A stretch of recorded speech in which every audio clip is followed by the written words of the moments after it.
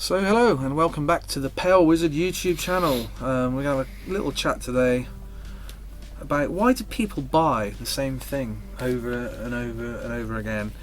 Using this as an example, I bought the latest set of this film. This is an Italian zombie film from the 80s called City of the Living Dead. These are all Blu-ray sets. This one's a 4K. This one and this one are Blu-ray. So when I first got into Blu-ray back in the day, I would have bought this version first. They're all an Arrow video, so it's all Arrow. Yeah, it's all Arrow stuff. But yeah, I bought this version originally, which is this is the Blu-ray of this film. So a film that I would have had on DVD as well. So I bought it on Blu-ray. I'm thinking, right, that's it. That's the end game now. I've upgraded this film to high definition quality. So I now own City of the Living Dead in HD. Don't need to buy that film ever again in my life. And a few years later, along comes another Blu-ray version that Arrow release. This is a nice hard box. This in here, with slightly different artwork, is going to be the same. I've not gone through looking at the extra features, but I'm sure everything that's on here is going to be on here, and it might be maybe a little bit more. It's with this one in particular, this is a new 4K scan. So, but it's on Blu-ray. But yeah, so the scan is better. Okay, so it'll be better. Yeah. Okay. So I bought it again because you got a nice box. You got a new 4K scan. You've got these nice boxes come with nice little books, and it comes with a poster. Yeah, which is never going to go anywhere. It's just going to sit in the box. They generally do that, don't they? Arrow with they do this. Yeah. But it's fine. You think they've done a new 4K scan, so they'll do a nice. So that costs you a pretty penny. So this costs £25, I expect. This probably cost £15 at the time. So I bought it again because I wanted the new 4K scan and the nice box. And then recently, I guess I haven't even opened this one yet because this has only come in relatively recently. This is the same bloody film again, and the same 4K scan on 4K. On a 4K UHD. They do that all the time, Arrow. So this is Arrow's shtick. They did that with the fog. All together now, isn't it? Yeah. I remember that. They've done it with loads. There's been so many Arrow things that I've bought. And then RoboCop. Yes. American Werewolf in London. Yes. Yeah. And I bought both. Carrie. Yeah. I got all of those. It's not just they're not just exploiting all these weird old horrors. They're doing it to the mainstream stuff. I pulled all the Blu-ray versions of that out of my collection today. I'm doing a big clear out. So I thought, well, I've got them all on 4K now. Yeah, that's kind of what the point is of this in a way as well. Like, do I still need to keep these? That's up to you. I got this, right? Does this have all the extras that are on? I haven't looked. I'm a busy man, Dan. I don't have time to read all this small print on here. I'm guessing they'd be stupid not to, right? Well, here's an example, right? Yeah. So I was going through all my Blu-rays today, and I bought the Lord of the Rings 4K last year. Was it last year? Yeah. The extended editions. Yeah. Because I'm a big fan of the films. So I went to go and grab the Blu-rays. Oh, I don't need those anymore. And I thought, oh, hold on. Yeah. The 4Ks don't have any of the extras. Yeah. And if anyone's a big fan of the Lord of the Rings, you'll know. know. Want all the extras. It's the best extras ever, isn't it? They're very, very in depth. It's the best extras that have ever appeared. The extras for Lord of the Rings probably cost more than most films cost to make. I'd imagine. Just the most, interesting, captivating, educational videos I've ever seen. Absolutely. About any film. But so that's the reason I'm keeping them. But I know, give it another year, they'll do another 4K of Lord of the Rings with all the extras on it as well. Yeah. Most probably that will be coming down the line. Well, there is a box set of that with that and The Hobbit, isn't there? But it's with no extras. No extras? Yeah. What's the point? Yeah. Well, also it's got The Hobbit in it, so what's the point? Yeah, that was mega expensive, wasn't it? What was it called? The Middle-earth box set, wasn't it? They will probably do another set, but they'll keep doing. Oh yeah, they will. Will they make another set of this or something probably. Like this? Because probably. How much longer can this go on for? You know. Well, I mean, do you think for physical media? Do you think we're at the end game now, aren't we? This is the peak. You don't think they'll do 8K or what for films like this? Well, I don't. Do you think physical media will go to 8K? No. No? No, because 4K is really niche. Really niche. You know, I understand that. Yeah. So the amount of people that have adopted 4K. And do you think it's dying out? Most people that buy films still buy them on DVD. DVD still outsells 4K I know, and Blu-ray. it's mad. I So- find that baffling, but People don't so much care about, some people aren't worried about quality of the. but the people that do care about the quality of it Yeah. probably want it in the best quality. Hence the Yeah, this version. I'm one of those people. right. Yeah, and I'm one of those. People. I'm not as fanatical as you are. You collect so much films; it's astonishing. But my favourite films, I want those in the best Yeah. possible. You know, so like The Shining and Mhm. all the Kubrick films and Pulp Fiction, all the films I love. Yeah, I want those in 4K. I bought Willy Wonka. That's one of my favourite it films. does look in a 4K. It's a beautiful 4K Yeah. package. That one. I don't know this film, by the way. Is it? You won't like it. This is Lucio Fulci, who's like one of the bigger name Italian horror directors from the. He started in the 60s, I think, but he's mainly known for a few films he made in the late 70s and early 80s, including this one. Does he have a connection to? Sorry, the original guy, Night of the Living Dead. No, Romero. no. But I guess the connection is that probably his most famous film in this country is Zombie Flesh Eaters. When they released that in Italy, they called it Zombie 2 or Zombie 2, because Dawn of the Dead in Italy was called Zombie. Zombi, Zombie with an I. So they tried to. The Italian film industry is quite famous for just Cashing in. and copying. So they kind of marketed Right. his Zombie Flesh Eaters film as a sequel to Dawn of the Dead. It has nothing to do with it Wow. at all. It's a great film, but it has nothing to do with it Right. at all. And I think he made a couple of other zombie films. How do This these one. differ to the Romero films? Oh, they're a lot more gory. Are they? Well, saying that, I mean, some of the Day of the Dead in particular is very gory. The Romero one. Yeah, that's probably too much for me. That. What, Day of the Dead? Yeah. Yeah. It's quite, and that's on at the cinema on Monday night. Actually, we're gonna. Yeah, see I it. think you lent that to me years But ago. it is quite brutal in places. But Yeah. then, obviously, with being a Romero film, it's got kind of a big political point behind it. Yeah, there was a lot of that. Whereas with these Italian films, it's all just. I mean, this is just like a fever dream. It's sort of like weird. It doesn't make a lot of sense. He made a couple of films like this, or House by the Cemetery being the other one, which makes little sense as well. But they have these big, like, gore set pieces in them, which the effects still look quite good Do you like this today. I do like this film. I don't like it quite as much as his other like Zombie Flesh Eaters. film? But you like My it favourite enough to film buy of it his is 3 The Beyond. times? But yeah, I like his films enough to buy my favourite ones of them numerous times. Yeah. I've watched this copy once. I've watched this copy once. You know, I'm paying £15, £25 to watch a film I already own. I hope you don't mind me asking this. Is it a bit of a problem? What? But collecting films? It's something to spend your money on, isn't Do it? you feel compelled to buy these things? No. You sure about that? Yeah. You sure about that? Is there not like a bit of a kind of completist OCD thing? I going? don't buy stuff that's absolute crap that I don't want just to complete a set or something. But you've bought this film 3 times. I do like this film. A film you like. Yeah, I like it a lot. I wouldn't say I love it. It's not You've his. bought it 3 times. I've bought it 3 times. I mean, yeah. so collectively, how much money have you spent on that? Well, this one was probably 30. I'm guessing. I can't remember. This one's probably 25, and then this one was probably, I don't know, because maybe I bought it in an offer, Yeah. but maybe I didn't. If I didn't, the full retail price back then was 15. I think. for How these. would you feel about me saying, okay, well, I'll have these. Well, I'd say you wouldn't like them, Dan. I'll give them to charity. You're not giving them a charity because I could sell them on eBay Okay. for more money. Would you sell these? Well, that's what I'm thinking. So that's what I. This I need is to why do. I asked: is this a problem? Is there a little bit of hoarder mentality going on? I'm not saying you're a hoarder, Yeah, but I know. there's the fine line, isn't there, between collecting and hoarding? You know when I sold all my CD collection when I started this studio. Yeah. I regret it because there's a lot of stuff I can't get now. Yep. But that was becoming a bit of a problem. So like when I remember I got into Gary Newman, and this was the one which really just went a bit silly. I then bought about 30 CDs by Gary Newman.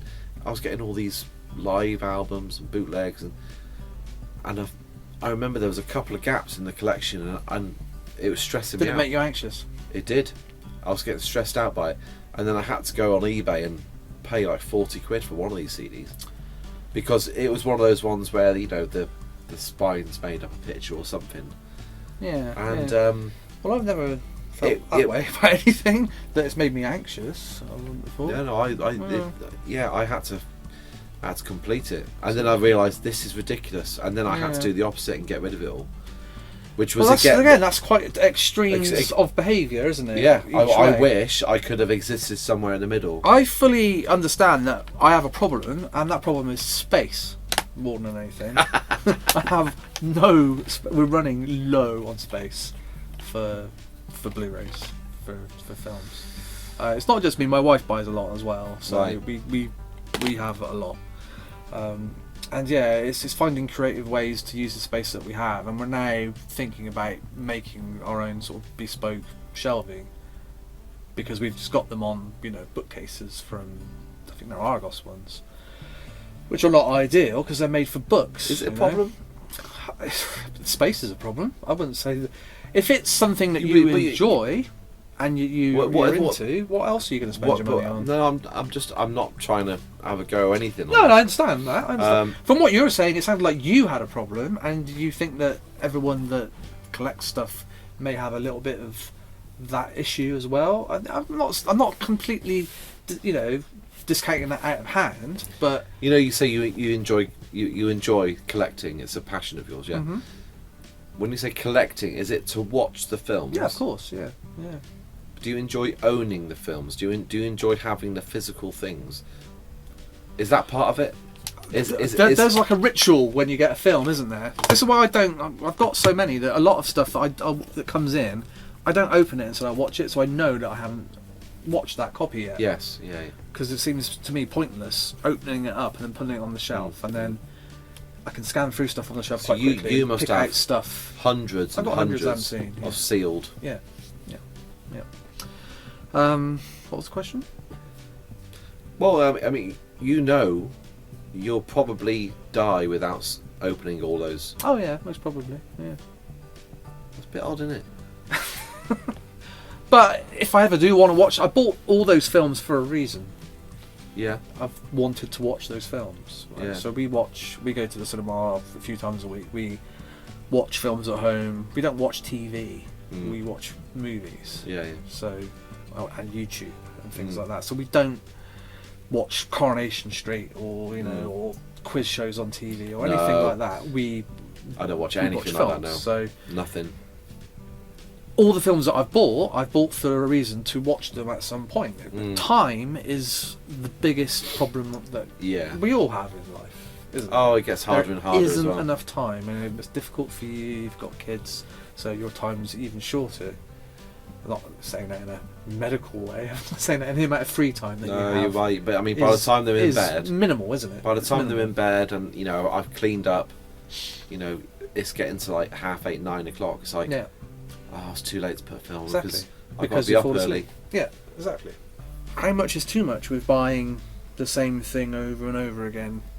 Is the price you're paying for the quality you're getting, is it worth it? Sometimes it is, sometimes it's not. There's been some 4Ks I've got where I thought, this isn't really a massive step up, and obviously it depends on the source. Yeah. But then this also goes for vinyl, CDs, and all other types of media as well. Of course it does, yeah. There's tons of vinyls that come out reissues. There's just no point. Yeah.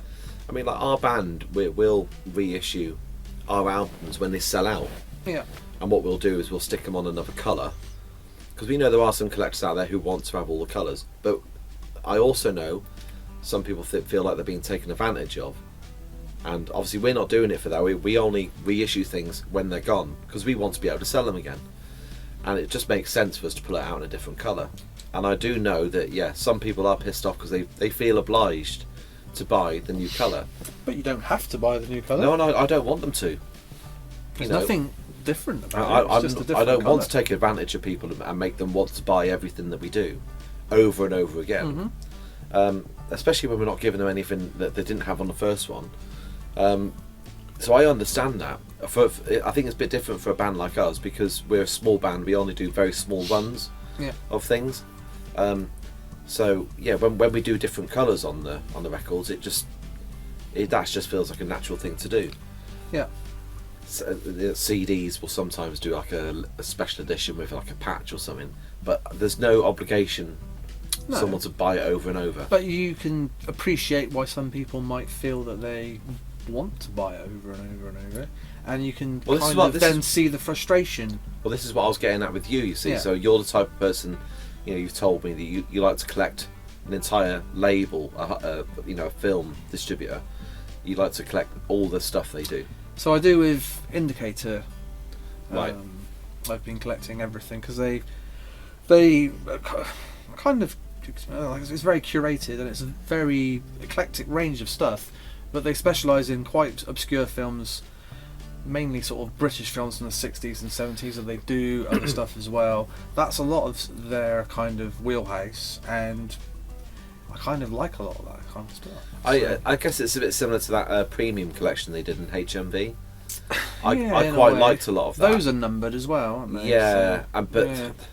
that stressed me out a little bit. So we number our stuff. We number the 50 Years Later series. Yeah, in that true. style. So true. So they're a collection. True. So they're designed to sit on the shelf. True. Together. True. In that order. True. Yeah, I mean, I have a little bit of a problem. Like, I'm scared of getting into things because I can get too far into it. Yeah. Which is why I've kind of backed off a lot over the years. I've backed off. But it sounds from what you said before, you've backed off to the point of getting rid of it all. No. I'm not getting rid of it all. I'm getting rid of large. I'm getting rid of all the stuff that I don't think I'll watch again. Mm-hmm. It's that kind of does this bring me joy kind of thing. You hold it. Does it bring me joy? No. Yeah. Okay, go. Yeah.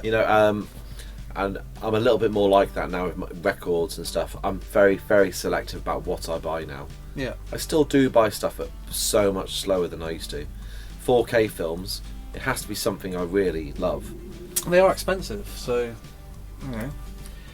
if you're going to be making that outlay, then it does kind of have to be something that you. Because it was getting to the point for me where I had tons of stuff that I'd never opened, still sealed and.